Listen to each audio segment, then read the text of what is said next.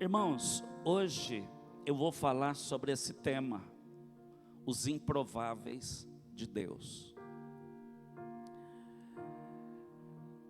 Normalmente, nós pastores, nós que amamos a igreja e sentimos a responsabilidade da igreja sobre nós, a gente sente algumas batalhas espirituais, ataques. E um dos ataques é na mente. É o maior e pior ataque na vida de uma pessoa. Porque a mente é um lugar silencioso. É aqui que acontecem todas as batalhas. Eu posso subir aqui como um amigo seu, que vai levar a palavra de Deus. Como Paulo fala aos Gálatas, vocês me receberam como um anjo do Senhor. Mas eu posso subir aqui como um inimigo seu. Alguém que vai te acusar ou que vai jogar indireta para você daqui de cima. Tudo isso acontece na sua mente. Você vai ouvir a quem? Jamais o Espírito Santo de Deus vai dizer para você que eu estou jogando indireta ou que eu sou um inimigo seu. Jamais. Então tem uma outra pessoa aí falando. Você tem que repreender. Você não pode aceitar isso. Eu creio que você veio aqui porque você ama a Deus. Você veio aqui porque você pertence a Deus. Porque você quer desfrutar da comunhão com o Senhor. Porque você quer ouvir a palavra. Porque você quer ser melhor do que você é. Porque você quer ser uma bênção ainda mais no reino. Eu creio nisso. A única pessoa que não acredita em você é o diabo. A única pessoa que diz que você nunca se converteu é o diabo. A única pessoa que diz que você não presta para nada é o diabo. Você vai ouvir quem? Antes de começar eu quero orar. Porque a batalha vem. E eu senti isso. Você quer ficar sentado ou quer se posicionar como um soldado? Levanta um pouquinho o som de fundo.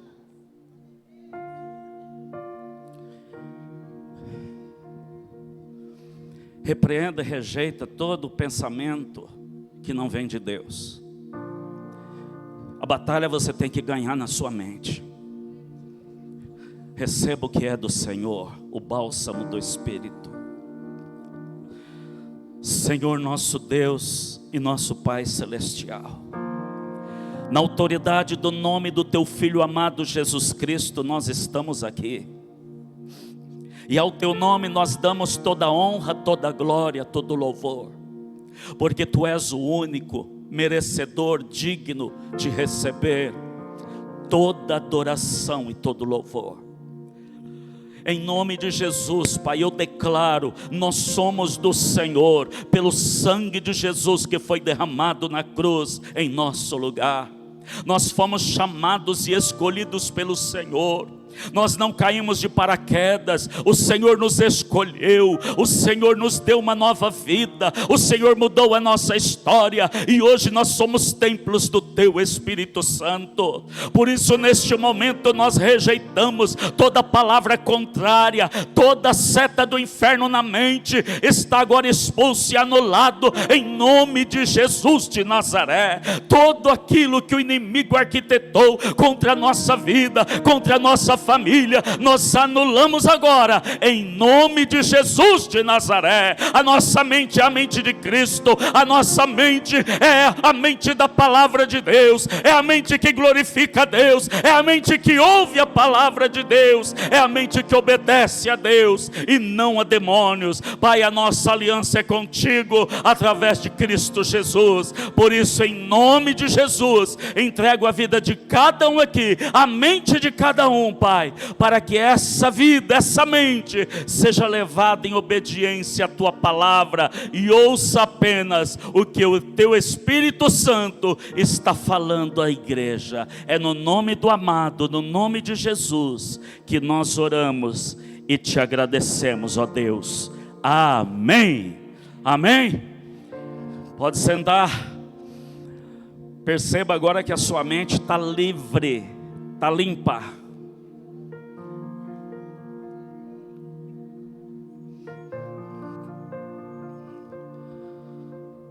Diga: eu tenho a mente de Cristo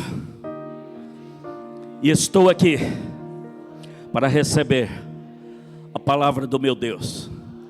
Quer ela venha me ensinando, que ela venha me repreendendo, eu estou aqui pronto para receber e obedecer. Amém. Aleluia.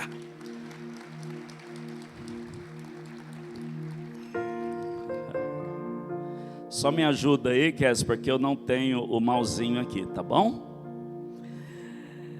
Amados, os improváveis de Deus. Improvável ou improváveis são aqueles com pouquíssimas possibilidades de dar certo, pouquíssimas habilidades para ter êxito, para obter êxito. Obrigado, Marcinho, Deus te abençoe, você é uma bênção. Esses irmãos estão aqui para servir. Glória a Deus. E quando o apóstolo Paulo escreve a primeira carta aos Coríntios, eu tenho que ser breve porque a gente tem um batismo no final. Ele fala na primeira carta, no capítulo 1, versículo 26. Agora pode baixar um pouquinho o som de fundo. Irmãos, pensem no que vocês eram quando foram chamados. Poucos eram sábios segundo os padrões humanos. Poucos eram poderosos. Poucos eram de nobre nascimento. Mas Deus escolheu as coisas loucas do mundo para envergonhar os sábios, e escolheu as coisas fracas do mundo para envergonhar as fortes. Ele escolheu as coisas insignificantes do mundo, as desprezadas ou desprezíveis, e as que nada são, para reduzir a nada as que são. Por quê? Para que ninguém se glorie diante dele.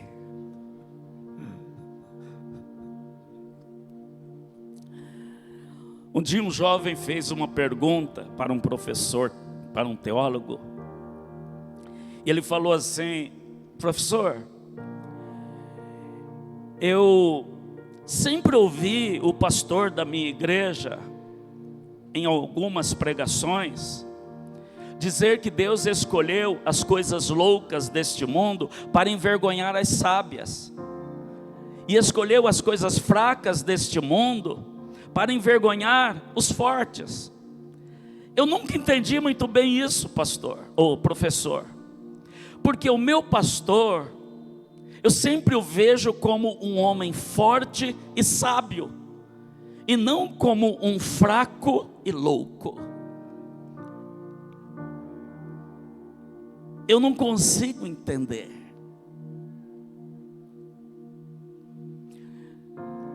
Irmãos, nós pastores somos pessoas como as outras, temos nossas fraquezas. A diferença está na pessoa maravilhosa do Espírito Santo que habita em nós. A diferença é a pessoa. Paulo vai falar um pouco mais adiante na segunda carta aos Coríntios, no capítulo 4, versículo 7. Temos, porém, este tesouro em vasos de barro, para que o poder da excelência seja dele e não de nós. Esse vaso de barro é um vaso frágil, é um vaso que quebra à toa.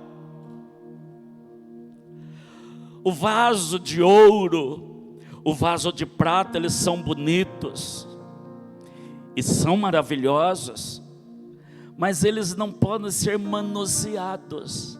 Era só para guardar. O vaso de barro está falando daquele que guarda o tesouro, da pessoa simples, da pessoa que não tem um vaso de ouro, senão ela guardaria no vaso de ouro, mas ela tem um vasinho dela de barro, coisa insignificante. Deus escolhe esse vaso.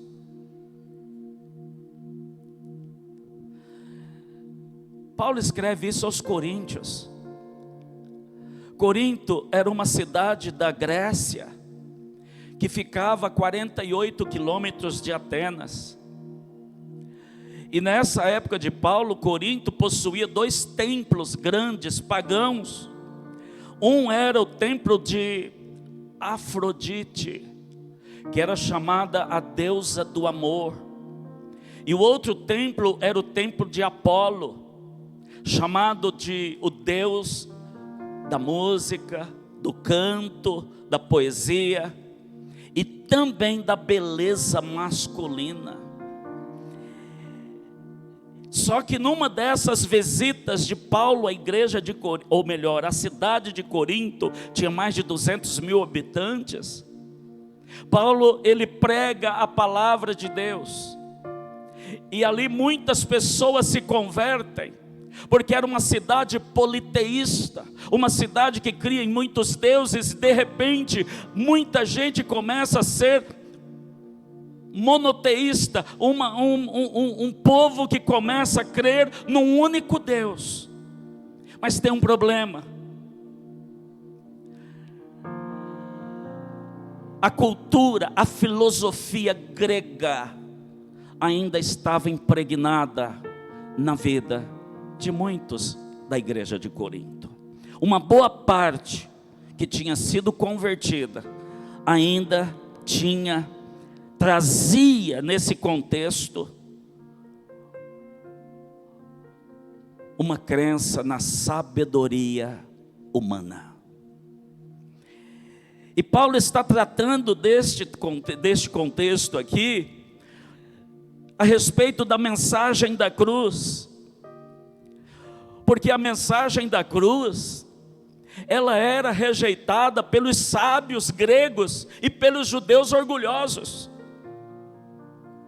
porque eles não conseguiam compreender em toda a sua sabedoria como é que uma cruz, um lugar de vergonha, pode trazer honra a alguém.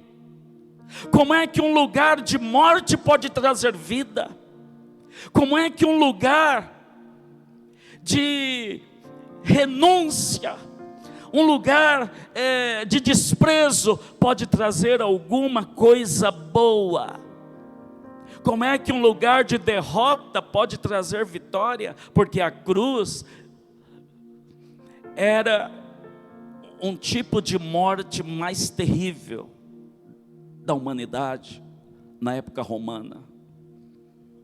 A pessoa não só sangrava, A pessoa, ela gemia debaixo de um sol escaldante durante 6 a 8 horas, com os braços pregados, abertos, cheios de cãibra, e a pessoa morria, porque ela não aguentava mais.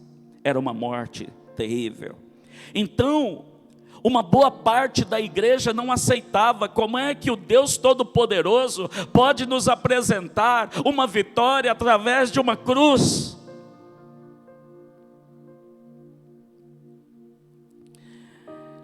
Eles não entendiam.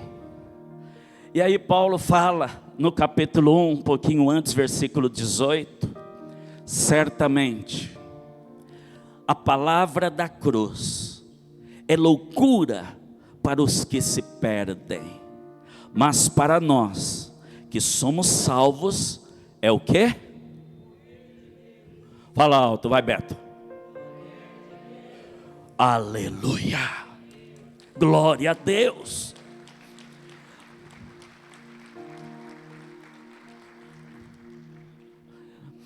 E é interessante, preste atenção, que muitos crentes não entenderam isso. Por quê?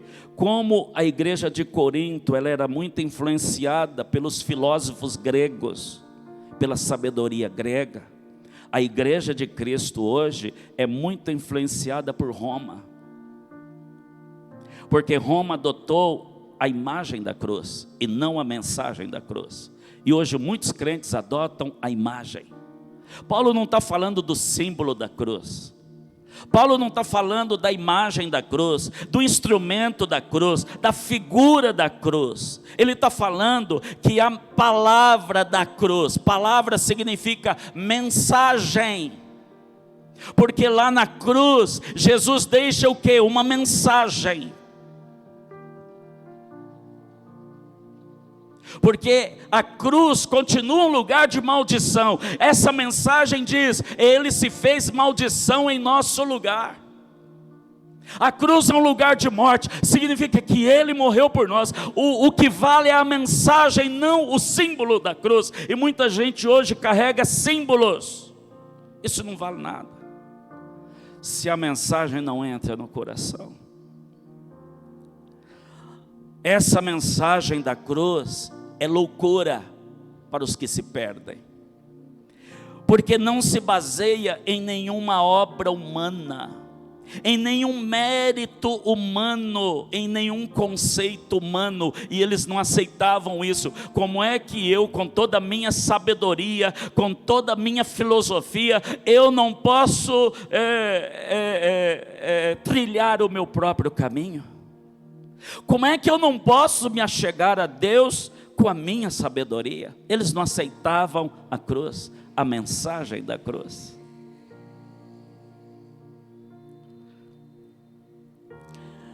A mensagem da cruz é sabedoria de Deus, mas é loucura para os incrédulos. Eles não entendem. O objetivo de Paulo, ao escrever essa carta, era corrigir alguns erros graves que estavam ocorrendo na igreja de Corinto. Muitos crentes estavam sofrendo uma influência pela cultura grega, e ao invés de crer no genuíno evangelho, eles estavam sendo um povo místico, como hoje a gente vê. Alguns estavam flertando com sistemas filosóficos humanistas, coisa humana. Essas pessoas estavam interessadas em discursos eloquentes, em sabedoria. Então eles queriam que alguém subisse no púlpito com sabedoria humana, grega, com eloquência. E o apóstolo Paulo, quando ele escreve a segunda carta, ele denuncia alguns irmãos ali da igreja de Corinto. E ele fala: alguns de vocês dizem que as minhas cartas são fortes, mas a minha presença é fraca, e as minhas palavras desprezíveis. Irmãos, Alguns da igreja diziam que as palavras que Paulo pregava no púlpito eram desprezíveis, eram pessoas que levantavam, viravam as costas e iam embora. Era o momento dela passar mais tempo no banheiro do que na plateia, porque na plateia nada servia para ela, mas no banheiro tinha coisa melhor. Porque o púlpito não tinha um super apóstolo, como Paulo fala em 2 Coríntios 11, 5. Eu não sou como os super apóstolos que vocês elegeram. Eu não sou como eles, eloquente. E Paulo vai falar no versículo 6, eu posso não ser um pregador eloquente, mas tenho conhecimento de Deus. Eu sei os segredos do Altíssimo. E aí então ele completa dizendo no capítulo 2 de 1ª carta aos Coríntios: irmãos, na primeira vez que eu estive com vocês, não usei palavras eloquentes, nem sabedoria humana, para lhes apresentar o plano secreto de Deus. Pois decidi, foi uma decisão dele, que enquanto estivesse com vocês, me esqueceria de tudo, exceto de Jesus Cristo, aquele que foi crucificado. Você está mudando aí? Então beleza. E foi com fraqueza, temor e com muito tremor que eu estive entre vocês. Versículo 4. Minha mensagem e minha pregação foram muito simples. Em vez de usar argumentos persuasivos e astutos, me firmei no poder do Espírito. Agi desse modo, no versículo 5, para que vocês não se apoiassem em sabedoria humana, mas no poder de Deus. Quando eu estive entre vocês, eu falei da cruz de Cristo. Eu falei de Jesus crucificado, porque antes de eu falar do Jesus poderoso, eu vou falar do Jesus que foi morto. Porque antes de nós andarmos com Jesus no poder do Espírito Santo, nós temos que ir com Ele para a cruz. Porque muitos querem ressuscitar, mas não querem morrer. Deus não ressuscita quem não morreu. Deus só ressuscita mortos. É morrer para o mundo, morrer para o pecado. É morrer para a sua inveja. É morrer para as maledicências da sua boca, da minha boca. É morrer para os nossos pensamentos malignos, impuros, injustos. É morrer para a nossa justiça própria. Paulo fala: estou crucificado com Cristo, vivo, não mais eu. Paulo não levava mágoa para a casa dele de ninguém. Paulo não levava rancor. É igualzinho a gente. Paulo não ficava emburrado com o irmão. Paulo não falava mal de irmãos, porque ele diz: eu estou morto com Cristo. Eu vivo, não eu, mas Cristo vive em mim. E a vida que eu tenho agora, vivo pela fé no Filho de Deus, o qual me amou e a si mesmo se entregou por mim. Não sou eu que vive, mas Ele vive em mim. Irmãos, é isso que o Senhor quer ver em nós. É isso. Um dia Deus falou para mim: tem muito Malcir aí dentro de você. Tem muito Malcir dentro de você. Você tem que morrer. Tem muita justiça própria. Ninguém pode relar em você. Ninguém pode cutucar você. Ninguém pode falar de você. Ninguém pode contrariar você.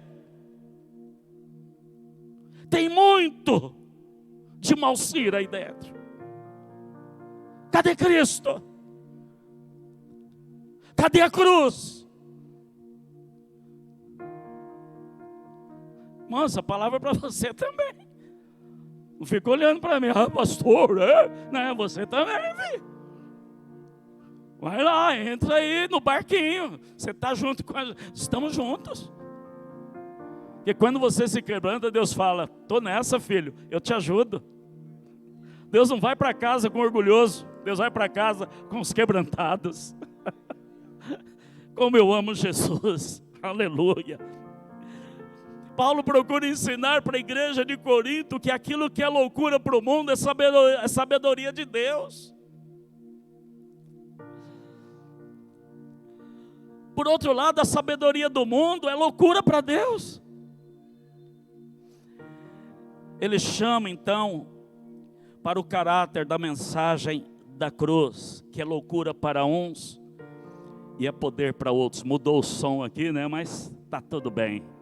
A mensagem de que Deus se fez homem, morreu numa cruz, e para tirar os nossos pecados, era uma loucura e um escândalo para muitos, principalmente para os judeus e para os gregos, porque os judeus buscam sinais, os gregos sabedoria, mas nós pregamos a Cristo crucificado. Era escândalo para alguns.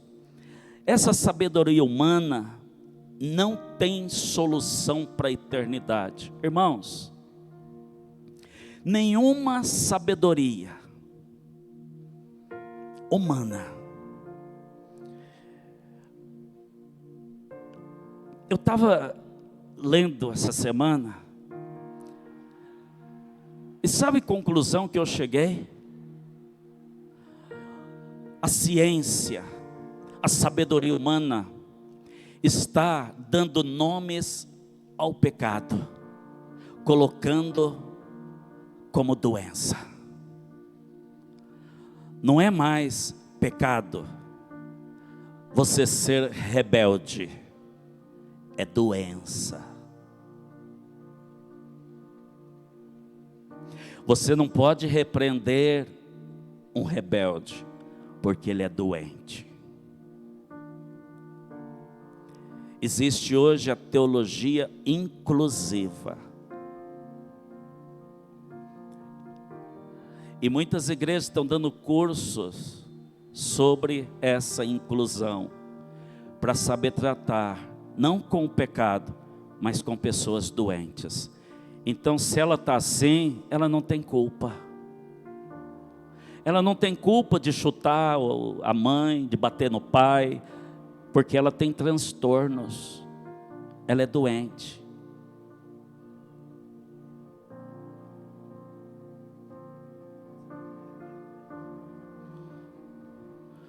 Batalha do fim dos tempos vai ser isso, a mentira contra a verdade.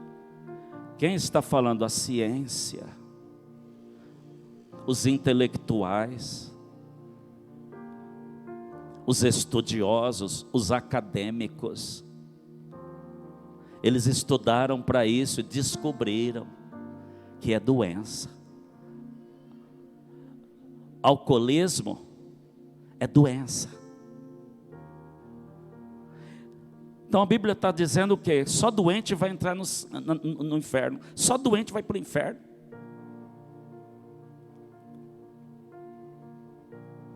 Irmãos, alcoolismo. Eu tive problema com álcool. Eu sei o que é.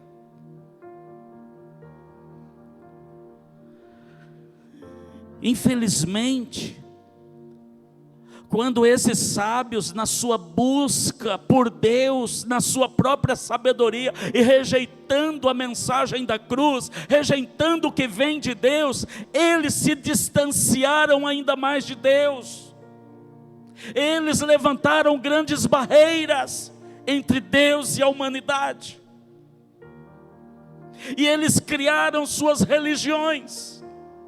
Eles criaram seus caminhos para chegar a Deus, e a cada dia eles vão para mais longe do Deus eterno, porque eles não aceitam o que vem de Deus, porque a sabedoria humana não pode levar o homem mais perto de Deus. A sabedoria humana não pode curar o problema do pecado na alma. Só Deus. Eles podem maquiar, remediar, mas a cura só vem através do Espírito Santo. E como eu falo isso com convicção?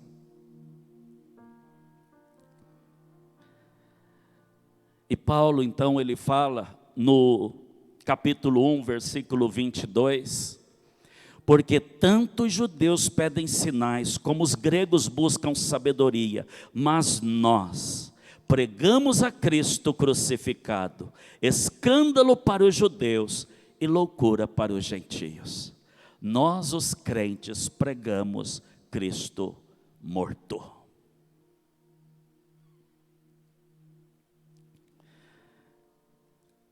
Aí então, na cruz, Jesus começa a chamar. Irmãos, ninguém vai para a balada com a cruz nas costas. Ninguém vai para a balada com a cruz nas costas. Cruz é um lugar de vergonha. E aí então ele começa a chamar. Só que a maioria, os intelectuais, os poderosos, eles têm vergonha porque Jesus está na cruz.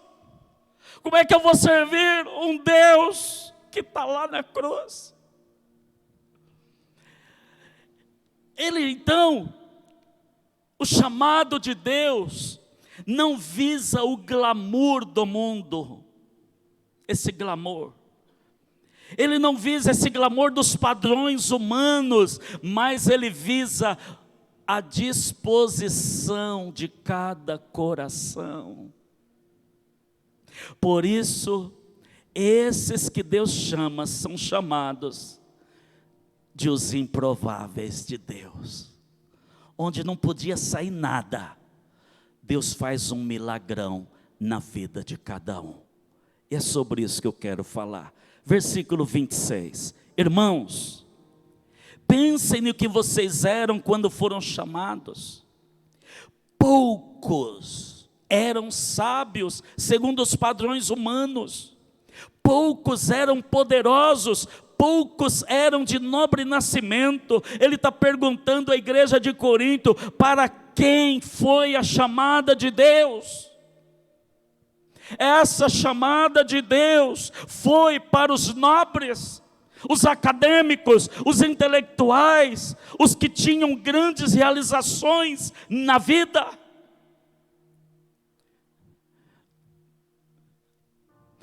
Normalmente, esses já estão satisfeitos com eles mesmos.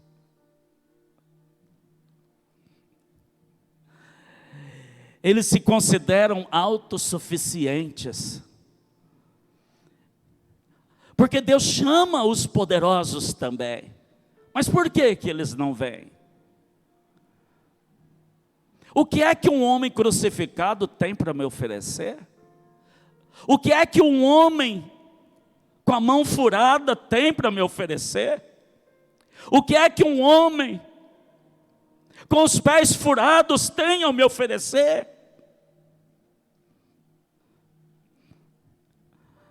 Porque o chamado de Deus vai na contramão dos padrões do mundo. Por isso são chamados de improváveis. Versículo 27. Mas Deus escolheu as coisas loucas do mundo para envergonhar os sábios. Escolheu as coisas fracas do mundo para envergonhar as fortes. O que significa coisas loucas? Alguém que está fora dos padrões do mundo. Alguém que não se encaixa no nível alto do mundo. Alguém que acredita no inacreditável, isso é loucura. Alguém que reconhece que falta algo na vida, isso é loucura. Daniel era um louco aos olhos humanos. Ele foi lançado da cova dos leões sem medo. Os leões passaram a noite inteira jejuando. Quando de manhã o rei vai lá, Daniel, oi rei, estou bem, o que aconteceu? O Senhor enviou um anjo e fechou a boca dos leões. Eu estou aqui. Sadraque, Mesaque e Abednego, Nabucodonosor fala, vocês vão ser lançados numa fornalha de fogo ardente. Ó rei, fique sabendo, se o nosso Deus quiser nos livrar, Ele nos livrará. Se Ele não quiser nos livrar, fique sabendo que a gente não vai se curvar diante da sua imagem.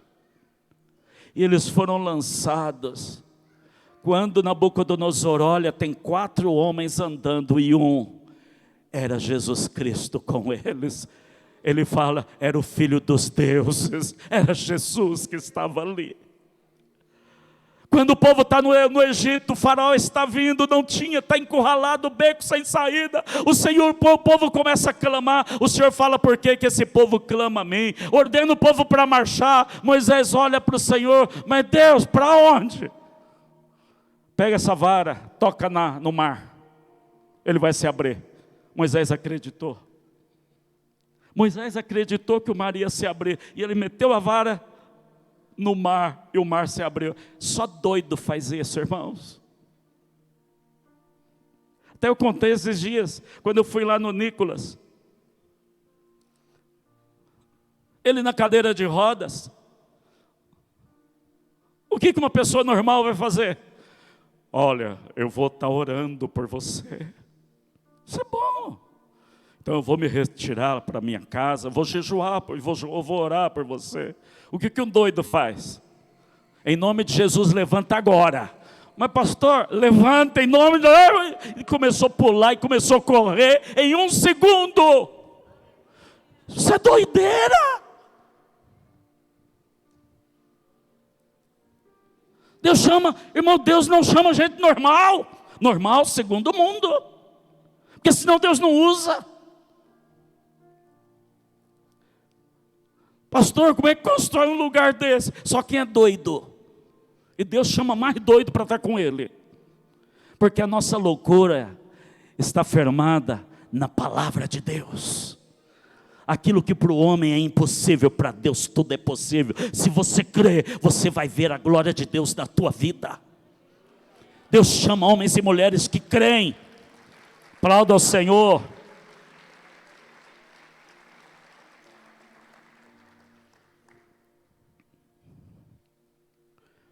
Primeiro, é loucura, irmãos, é saber que eu sou cuidado por Deus. Irmãos, como é que pode um ser tão pequenininho ser cuidado pelo todo-poderoso Criador do universo? Não parece soberba? Mas isso é verdade. E sabe qual é a loucura? Eu acredito que Deus cuida de mim. Tem alguém comigo?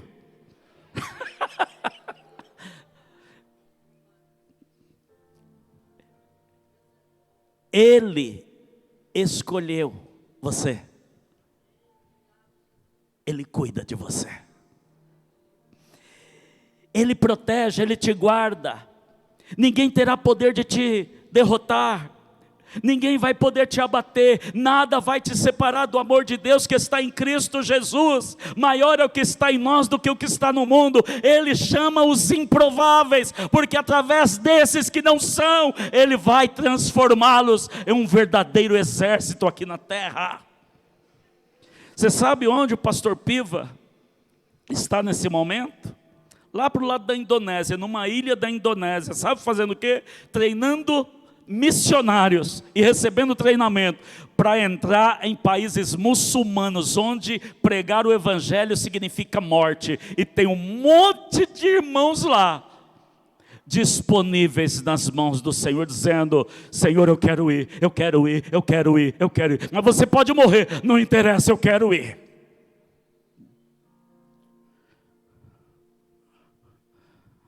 Jim Elliot, um missionário que morreu nos anos 50, pregando o evangelho, ele falou que o crente precisa não é um grande chamado, mas é um grande chute no traseiro, para ir fazer a vontade de Deus. Ele falou isso, e é verdade.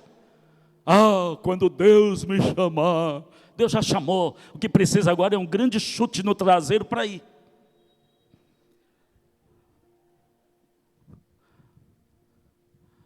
João Batista, irmãos, quando estava na cadeia, ele ficou meio pirado, ele falou, será que é esse mesmo o Messias? Ele manda alguns discípulos ir lá perguntar, e aí então em Lucas 7:22, olha o que ele fala aí, Lucas 7:22, isso.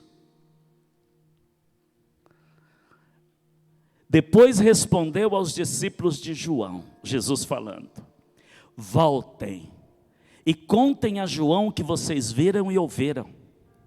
Digam a ele que os cegos veem, os coxos andam, os leprosos são curados, os surdos ouvem, os mortos são ressuscitados e os pobres recebem o Evangelho.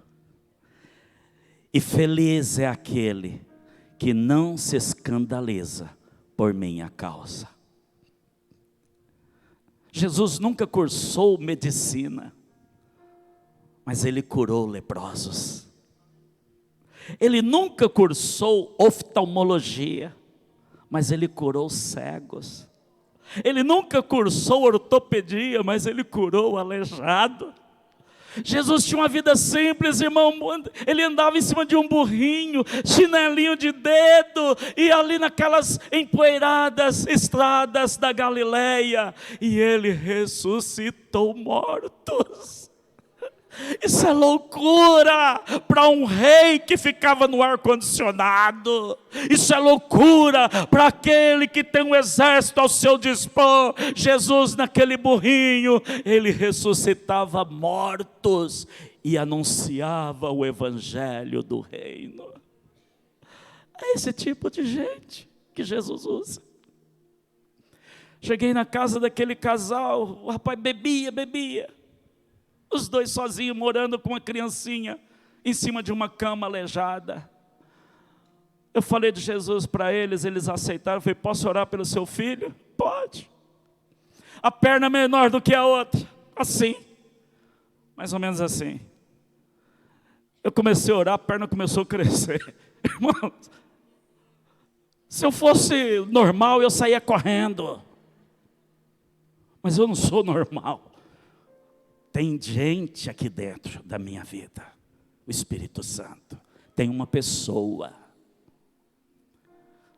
e a perna começou a crescer. Jesus curou aquela criança que nunca tinha andado, pelo poder. Zezé estava pregando esses dias e a irmã recebendo a cura, não só uma, várias pessoas recebendo cura na hora da ministração. Isso é poder de Deus, é Cristo crucificado. Você entendeu? Deus escolhe as coisas insignificantes, as desprezíveis, por isso são chamados de os improváveis. Versículo 28 do capítulo 1. Ele escolheu as coisas insignificantes do mundo, as desprezadas e as que nada são, para reduzir a nada as que são, para que ninguém se glorie diante dele. Insignificante, alguém que não significa nada, não possui valor, importância, alguém que é desprezível, não faz falta essa pessoa. Deus escolhe.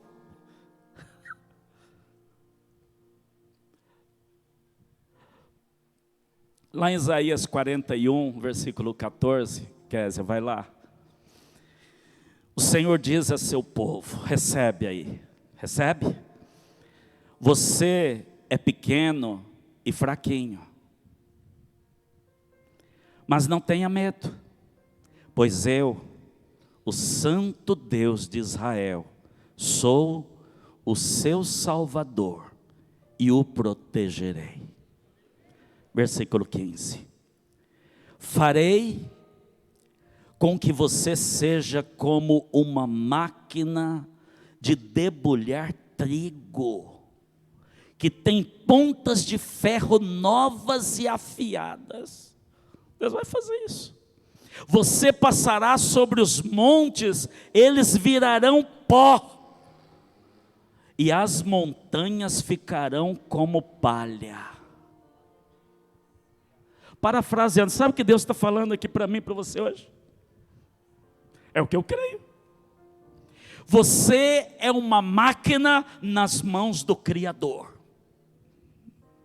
Você é uma máquina de derrubar montes. Montes, trincheiras de problemas, dificuldades, seja o que for, você é uma máquina nas mãos do Todo-Poderoso. Você é uma marreta de Deus, tatuzão de Deus. Eita Deus! Tatuzão de Deus, isso veio, irmão, na hora que eu estava preparando. Pisador de serpentes, triturador de trigo, tanque de derrubar trincheira, adorador guerreiro, flecha nas mãos do Senhor. Você é pequeno e fraquinho, não tenha medo, eu sou teu Redentor, eu estou contigo. Louvado seja o nome daquele que vive para sempre. Você é pequeno e fraquinho, eu já sei, mas eu vou tornar você um campeão com Deus. Aí o crente, o diabo vem e joga onde? Na mente. Ninguém gosta de mim. Ninguém se importa comigo. Cadê o amor dessa igreja? Bendito. Se você não vê amor na igreja, sê tu o amor dessa igreja. Eu estou fraco e ninguém me visita. Eu estou desviado, ninguém vai atrás de mim. Irmãos, a gente tem que visitar sim, tem que ajudar os fraquinhos e tal, vamos que vamos. Mas irmãos, tem aquele que passa ano entre ano. Ele está mais para cair do abismo do que se firmar nas veredas do Senhor. Por causa da mente. Aí eu pergunto aqui, você crê em Deus? Quem crê em Deus? Amém. Deixa eu ensinar um princípio para você aqui, bem basiquinho. Não existe esse negócio de crer em Deus sem desenvolver duas coisas. Irmãos, porque senão é balela. Tiago fala sobre isso. Você diz que crê em Deus, até os demônios creem. Isso não vale nada. Porque na hora da dificuldade, isso não vai te sustentar. Eu creio em Deus. Nós precisamos crer em Deus dentro de duas bases. Primeiro, palavra de Deus. Segundo, oração. A oração sem a palavra fica meras palavras. Eu tenho que orar o que está na palavra. E a palavra sem oração, porque a oração é a minha comunhão com Deus que vai ativar a palavra espiritual no meu coração. A palavra de Deus, ela é espírito. Se eu não tiver em oração, eu não compreendo. O crer em Deus está baseado, alicerçado nessas duas coisas, Bíblia e oração. Eu tenho que conhecer o que a Bíblia diz, e eu preciso manter comunhão com o Senhor, para Ele aplicar essa palavra na minha vida. Quando vem o diabo querer me enganar, eu sei o que está escrito. Jesus estava cheio do Espírito, Jesus estava em oração, quando o diabo veio e falou: come esse pão, transforma essas pedras em pães. Ele usou o que? Está escrito. Ele não disse: ó diabo, eu creio em Deus, não vem que não tem, eu creio em Deus. Ele não falou isso, ele usou a palavra. Se você não lê essa palavra, como é que você vai conhecer? E como é que você entende essa palavra? Orando. O Espírito Santo vai te iluminar, porque a palavra é a espada do Espírito, é dada pelo Espírito. Só o Espírito Santo pode discernir, entender essa palavra. Se eu não estou cheio do Espírito, eu não entendo a palavra. Quando você falar que crê em Deus, você tem que estar alicerçado na palavra e na oração.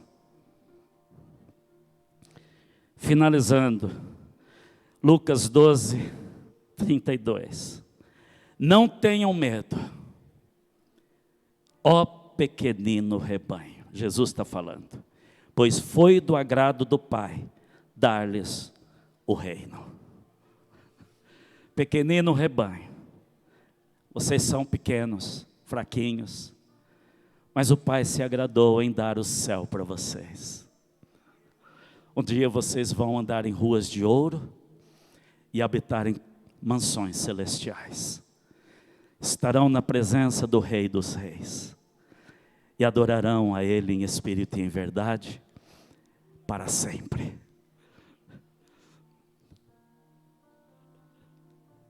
Alguém escreveu esse cântico: grande é o nosso gozo de sermos o povo por Deus escolhido. Somos nação santa, somos a eleita, povo adquirido. Somos sal da terra, somos luz do mundo. A Bíblia que diz, somos de outra parte, de um outro planeta, somos de um outro país. Este é o motivo da nossa alegria, este é o motivo da nossa emoção. E se não bastasse, do céu nós ainda somos cidadãos. Éramos perdidos, Jesus nos achou, na cruz nos comprou com seu sangue puro. Por essa razão é que ser cristão é motivo de orgulho.